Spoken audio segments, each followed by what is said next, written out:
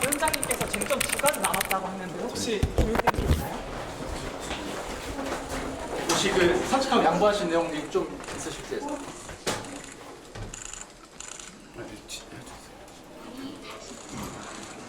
문 하지 말아주세요. 문 잡지 말아주세요. 안 잡았어요?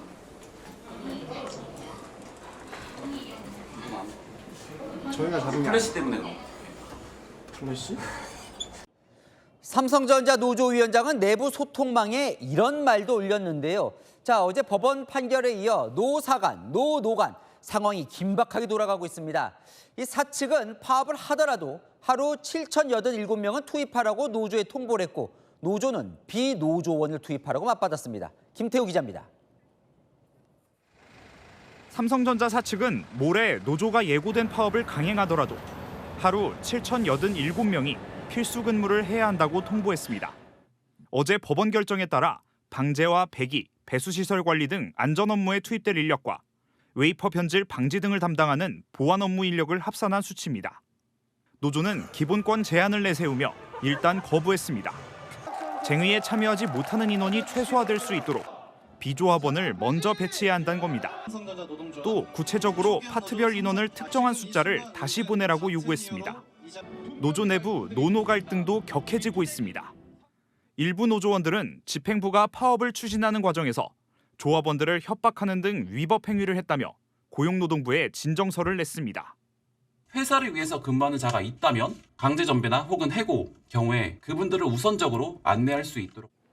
최승호 위원장은 어제 노조 소통방에 노조 분리 고민을 해보자 DX 솔직히 못 해먹겠네요라고 글을 잘못 올려 논란이 됐습니다. 경솔하다, 비반도체 부문은 버리자는 거냐 등 반발이 나왔습니다. 채널A 뉴스 김태우입니다. 네, 앞서 삼성전자 노사 협상 상황 전해드렸는데요. 노사가 합의에 이르지 못하면서 정부 중재안이 제시됐다는 속보가 들어왔습니다. 바로 현장 연결해 지금 상황 알아보겠습니다. 네, 김세인 기자, 앞으로 협상은 그럼 어떻게 진행되는 겁니까? 네, 조금 전 소식이 들어왔는데요. 노사가 합의하지 못하자 정부가 중재안을 제시했습니다. 삼성전자 사측이 먼저 이 중재안을 수용할 수 있을지 검토 중입니다. 조금 전 중앙노동위원장이 나와서 협상 상황을 전해줬는데요.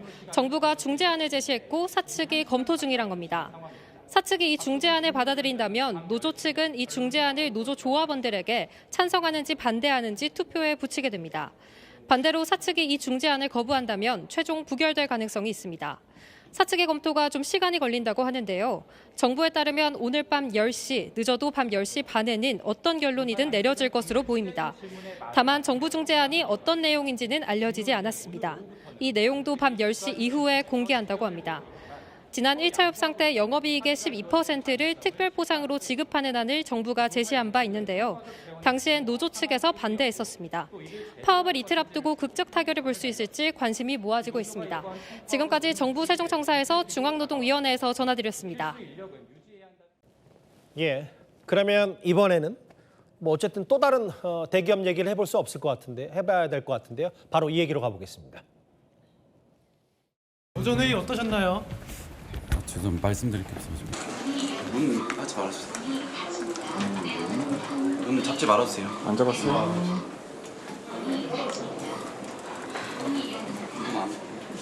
저희가 잡은 게 플래시 때문에 그런 거. 플래시? 오늘 마지막이라도 하는데 뭐 어떠실 것 같습니까? 끝까지 최선을 다하겠습니다. 혹시 저녁 중에 조정안 나올 수 있을까요?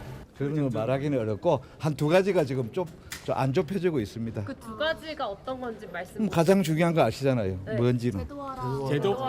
제도와 여부로 보면 될까요? 아니 뭐 하여튼 뭐 어쨌든 간에 한 두 가지가 지금 쟁점이 정리가 안 되고 있습니다. 일단 노사 양측 좀 양보하는 제시했어요. 양조 안 하면 안 되죠. 합의될 가능성도 일부 있습니다.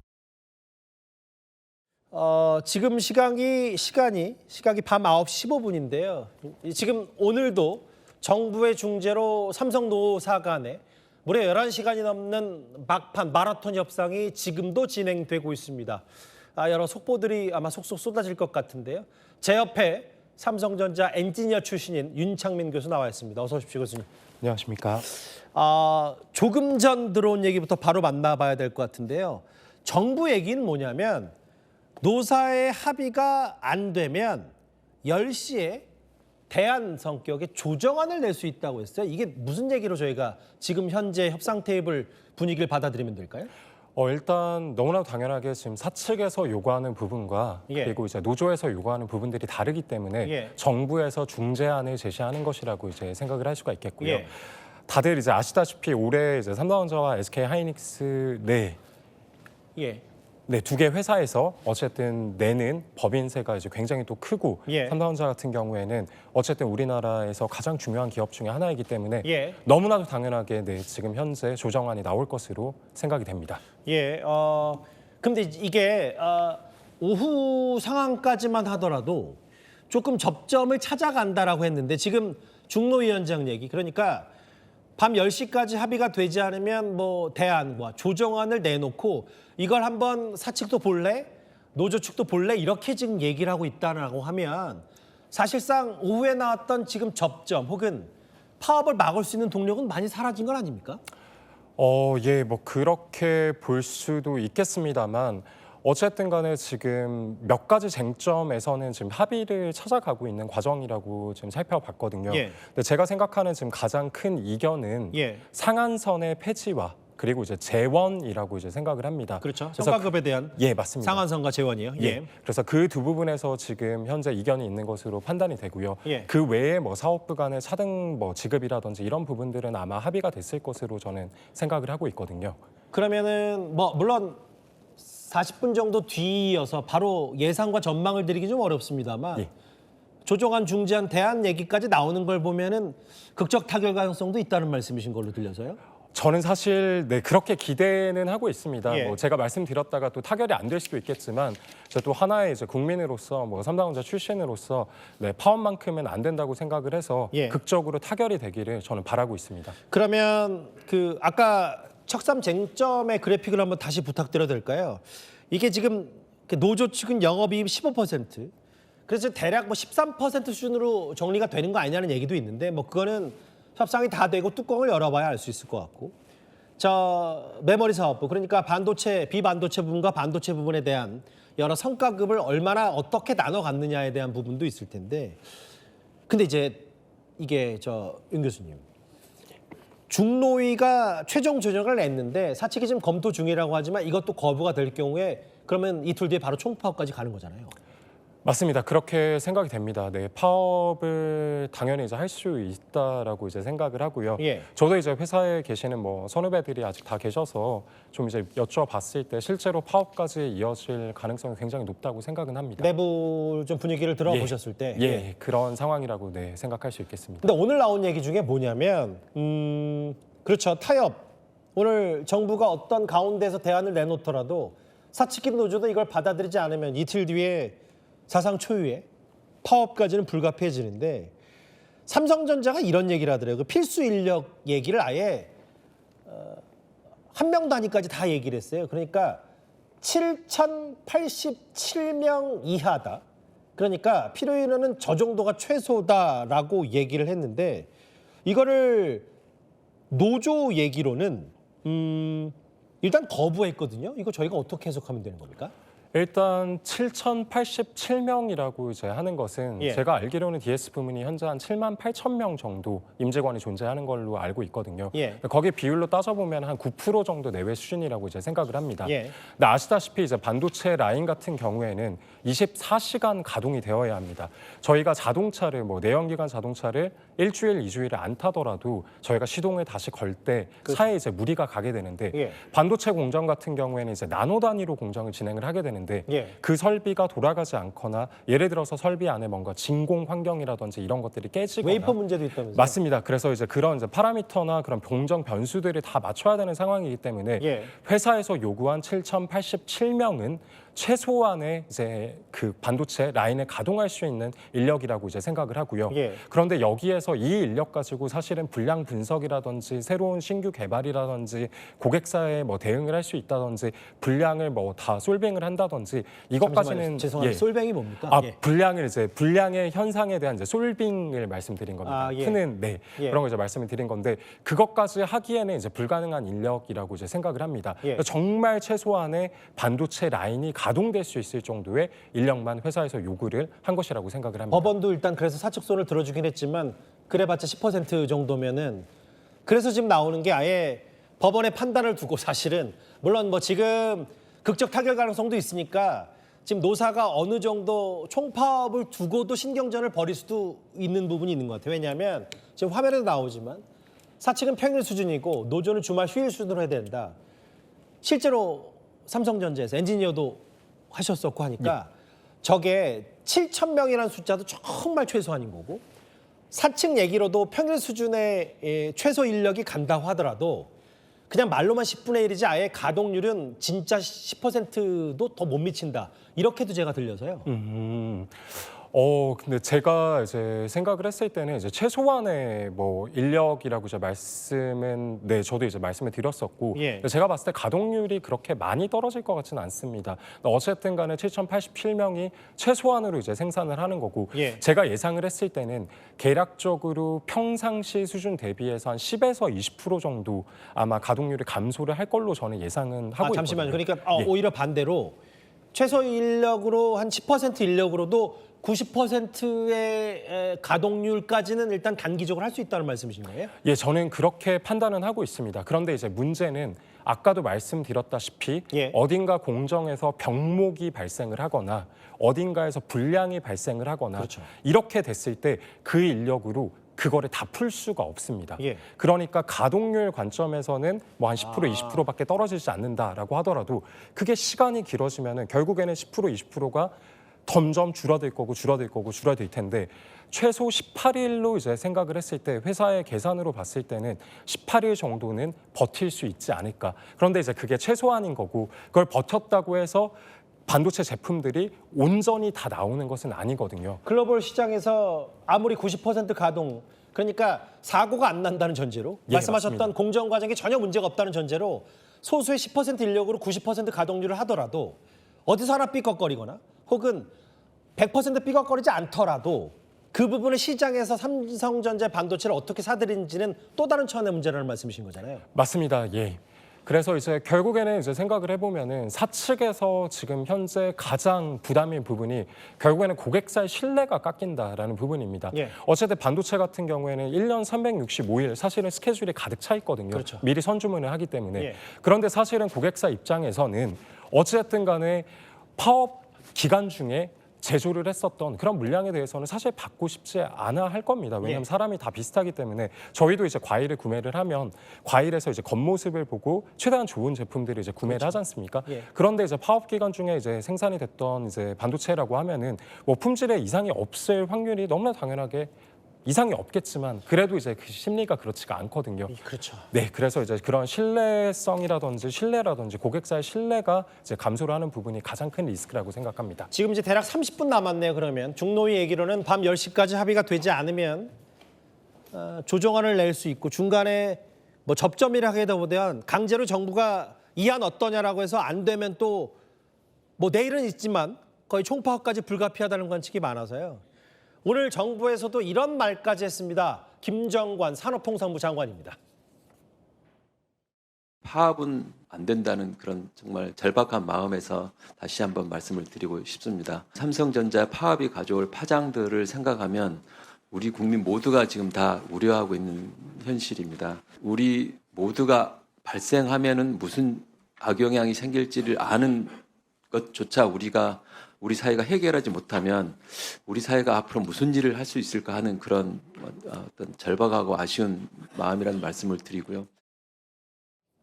절박하다. 지난 주말에는 이제 긴급 조정권 얘기도 했었던 김정관 장관인데 노사 양측의 타격이 크다 뭐 이런 얘기를 하는 거겠죠.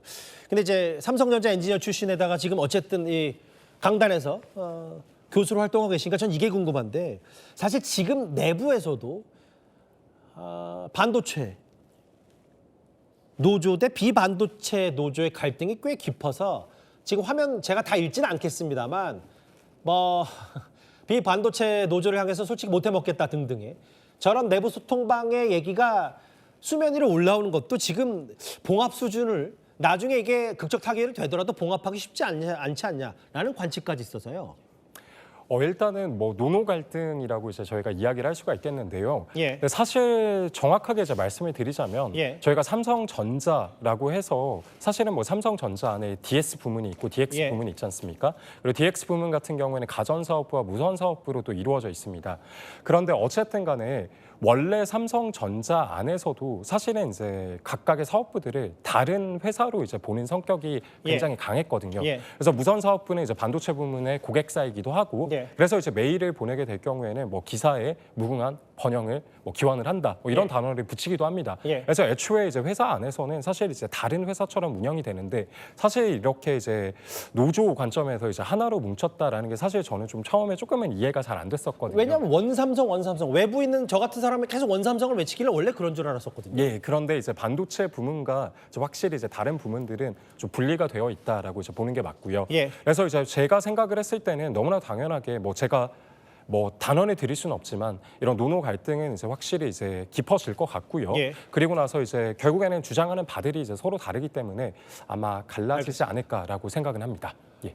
일단 중노위가 잠시 뒤 결론이 나고 10시에 뭔가 가타부터 어떤 식으로든 정부가 입장을 낸다고 하니까 전직 삼성 엔지니어 윤창민 교수와 함께 지금 현재 노사 협상 테이블 얘기 만나봤습니다. 고맙습니다. 감사합니다. 네, 국민주로도 불리다 보니까 삼성전자에 대한 관심 많으실 것 같습니다. 노조의 총파업이 이틀 앞으로 다가온 가운데 지금 이 시간까지도 노사 간의 막판 줄다리기가 이어지고 있습니다. 제가 뭐 크게 말씀드릴 건 없고 어쨌든 사후 조정까지 왔고 이번에 2차 사후 조정도 성실하게 임하겠다는 말씀 전달드리겠습니다. 위원장님, 대통령 발언에 대해 어떻게 받아들이셨습니까? 어제 법원에서도 일부 제동이 걸렸고 대통령도 노조의 파업에 대해서 좀 부정적인 입장을 밝힌 상황이라 오늘 2차 협상이 좀 주목이 되는 것 같은데요. 최진봉 교수님, 이게 사실상 마지막 협상이라고 봐야 되는 거죠? 뭐 그렇게 봐야 되는 상황이죠, 사실은. 그래서 여기서 뭔가 결과를 내야 된다고 생각을 하고요. 만약에 이제 결과가 도출이 안 된다고 하면 뭐 그렇게까지 가지 않길 바라지만 정부는 긴급 조정권을 발동할 가능성이 높다고 생각합니다. 왜냐하면 이게 우리 경제에 미치는 영향이 너무 크기 때문에. 그래서 사실은 삼성전자 노조, 초기업 노조도 압박을 많이 받고 있다고 생각해요. 그리고 어제 이제 법원 판결 때문에도 많이 좀 위축돼 있다고 저는 개인적으로 보거든요. 왜냐하면 법원의 판단 내용을 보면 기본적으로 공장이 돌아가는 것 자체는 운영되게 만들으라고 그랬거든요. 휴일에도 그렇고요. 그리고 또 하나 이제 노조에서 가장 뼈아프게 받아들이면 저는 이런 거라고 생각해요. 만약에 숙련공들, 지금 현재 노조 말고 다른 외부에 있는 숙련공들을 회사에서 잠시 고용해서 현장에 투입을 하더라도 그걸 막을 수가 없어요. 보통은 이제 노조들이 그런 방법을 통해서 사업장을 폐쇄시키고 일을 못하게 만드는 경우들이 많거든요. 근데 그걸 못하게 법원에서 막아놨기 때문에 운영하는 데는 뭐 크게 문제가 없을 수도 있지만 그래도 사실은 이제 숙련공들이 가서 하는 게 맞죠. 그런 점에서 온다면 노조하고 타협이 잘 이루어져서 어쨌든 협상이 끝났으면 좋겠어요. 근데 만약의 경우에 삼성전자 초기업 노조가 계속 저런 식으로 해서 합의가 안 된다면 뭐 저는 정부는 그런 방안으로 추진할 거라고 생각합니다. 그래서 노조도 일정 부분 압박을 받고 있기 때문에 뭐 저는 뭐 좀 어려운 상황이긴 하지만 협상 가능성이 전혀 없다고 보진 않아요. 양쪽 다 뭐 사측도 그렇고 정부도 중간에 중재하는 입장도 그렇고 그다음에 최승호 위원장 같은 경우도 압박을 많이 받고 있으니 그런 점에서 온다고 하면 어떤 형태로든 합의안을 만들어내려고 노력을 할 거다. 좀 기대를 하고 있는 상황입니다. 결과가 들어오게 된다면 저희가 속보로도 좀 전달을 해드리도록 하겠습니다. 지금 노사협상이 진행되다 보니까 저희가 삼성노조의 노조위원장 이름과 얼굴도 다 알게 됐는데 최승호 노조위원장이 3년 전에는 회사 홍보 영상에 출연을 해서 아주 즐겁게 일하는 모습이 또 화제가 됐더라고요. 허주인 변호사님, 그러다 보니까 온라인에서는 저렇게 회사를 사랑하던 분이 왜 이런 반응이 있어요? 지금의 보여주는 모습과 강경 발언들 이런 것과는 좀 배치되는 모습이다 보니까 사람들이 의외의 반응을 내고 있는 상황입니다. 3년 전에 삼성전자 이 사내 브이로그 영상에서 지금 뭐 보시는 것처럼 본인이 반도체 자동화 시스템을 교육하는 역할을 하고 있다.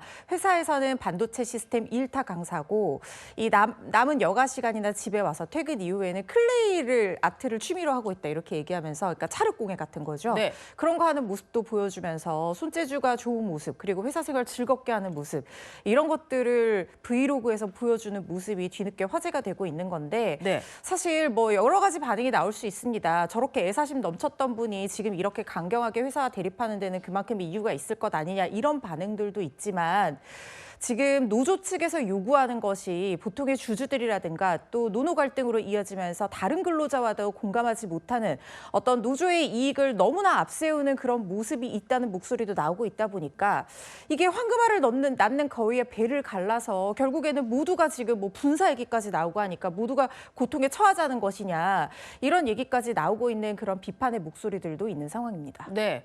어제 뭐 노사협상하는 상황에서 삼성전자 안에도 노조가 한 2개가 더 있더라고요. 근데 지금 너무 반도체 분야, 초기업 노조에만 집중이 되다 보니까 사내 갈등도 좀 있는 것 같습니다. 이런 와중에 DX라고 하는데 이게 전자 완제품을 뜻하는 건데요. DX 부분과는 솔직히 못 해먹겠다라고 하면서 나중에 노조 분리를 좀 해야 되겠다 이런 글을 또 잘못 올렸다가 논란이 되는 상황 같아요. 허주연 변호사님. 일각에서는 너무 반도체 쪽에만 집중된 협상을 하다 보니까 이게 과거에 우리가 핸드폰 팔아서 반도체 먹여 살려줬더니 이거 너무 문제다 이런 얘기도 있더라고요. 그게 왜 그러냐면요. 사실 DX, DS 말이 어려운데 반도체 분야와 가전이랑 모바일, TV 분야로 나뉜다고 생각하시면 됩니다. 초기업 노조에는 반도체 분야 직원들도 있고 비반도체 분야 직원들도 있어요. 그런데 반도체가 호황이잖아요. 네. 그래서 지금은 반도체 부문 실적이 좋지만 이 반도체를 사용하는 가전이나 모바일은 상대적으로 실적이 좀 떨어지는 상황이거든요. 그런데 과거에 가전이나 모바일 부분이 호황일 때 반도체 부문이 고전을 면치 못하고 있을 때는 이 비반도체 부문의 어떤 영업이익을 통해서 다 같이 이 성과급도 받고 회사를 먹여 살렸던 그런 적이 있었는데 그때는 얘기를 하지 않다가 지금 반도체 부분이 호황이 되니까 초기업 노조는 가입한 노조원들 모두의 이익을 대변해야 되는데 반도체 부문 사람들에게만 유리한 요구안을 회사 측의 이 교섭단체의 지위에서 제시를 하고 있다는 것이고 지금 네. 비반도체 부문 노조원들 일부가 가처분 신청까지 냈습니다. 교섭행위를 중단하라고요. 그 근거는 이 요구안을 만드는데 총회 의결을 거치도록 노조법과 관련해서 다 규정을 하고 있는데 이 총회 의결도 거치지 않고 지금 요구안을 만들어서 교섭행위를 중지하라는 그런 가처분 신청까지 낸 상황이거든요. 네. 노노 갈등이 굉장히 증폭되고 있는 상황이고 결국 이 협상이 어떻게 될지 정말 뭐 분사 얘기까지 나오고 있는 상황인데 모든 국민들은 아니겠지만 대부분의 국민들이 주주인 삼성전자인 만큼 그 결과를 굉장히 주목해 봐야 될 것 같다는 생각 듭니다. 네, 주주이신 이현종 위원님이 하실 말씀 있는 것 같아요. 그러니까 뭐 사실은 이 삼성전자 노조 정도 되니까 정부가 나서서 긴급 조정권, 그다음 법원의 어떤 판결 이런 걸 하는데요. 네. 지금 노란봉투법이 통과가 됐잖아요. 네. 지난번 대구해양조선 파업 때 그걸 계기로 해서 사실상 이제 회사가 노조에게 어떤 손해배상 이런 걸 청구할 수 없게 돼 있습니다. 지금 이번에 보시면 삼성전자 사측이 할 수 있는 건 아무것도 없어요. 그죠? 그러니까 그러면 노조가 어떤 일을 하더라도 이렇게 정부가 나서주지 않으면 네. 사실은 다른 기업들 지금 이게 연쇄적으로 지금 계속되고 있거든요. 성과급 내달라는 거. 그럼 매번 정부가 긴급조정금 발동할 겁니까? 그러니까 뭔가 회사 측에서 뭔가 노조의 어떤 파업권과 맞설 수 있는 네. 권한을 줘야 되는데 노란봉투법이라는 그 법을 통해서 할 수 있는 수단들을 다 없애버렸어요. 자, 그러면 이제 대한민국에서 앞으로 회사들이 이런 노조가 정말 힘을 이용해서 뭐 우리 세우겠다고 그러면 어떻게 대응할 겁니까? 손해가 나면 누구한테 청구해야 되죠? 네. 자, 그러니까 이번 기회에 왜 이런 것들이 시작이 돼서 현실적으로 이렇게 만들었는지, 노조가 이렇게 큰 소리 칠 수 있는 거 만들었는지, 경영진은 아무 말도 못 하는지 이런 것들 좀 정치권이 되새겨 봐야 될 겁니다. 네.